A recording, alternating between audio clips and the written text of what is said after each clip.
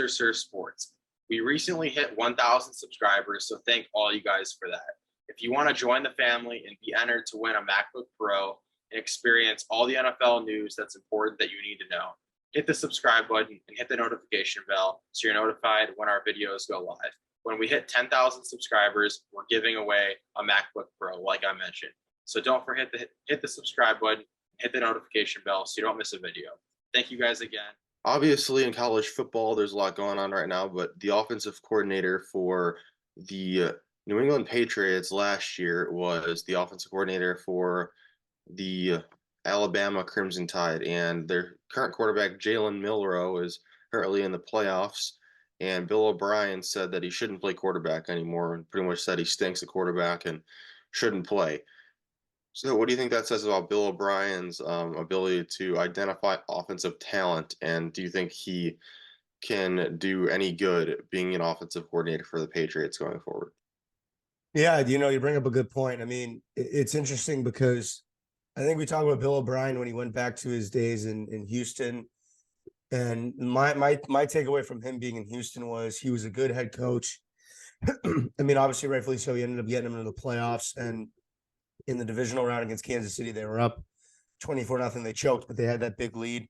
But the one weakness I think we've talked about with Bill O'Brien, and I guess it's weirdly almost similar to the other Bill on that staff, Bill Belichick, is they're not as great of a general manager. And with Bill O'Brien, it all really starts with that DeAndre Hopkins trading him to Arizona. Just got a bad return. Just was such a terrible decision. Obviously, trade away one of Deshaun Watson's best weapons on that team. So I think Bill O'Brien obviously hasn't really been the best evaluator of talent. And I think that it also more speaks to the fact that that's like at Alabama. That's why why do you think Nick Saban does all the recruiting? I mean, Nick Saban's a great evaluator of talent, and it's no wonder why Nick Saban's been at the top or close to the top for the last 15 or so years since he took over from being at LSU. So it doesn't surprise me that he would make that kind of gaffe or mess up, I guess. But once again, he's the offensive coordinator. He's not the general manager. So what do you think this says about how Bill O'Brien sees things?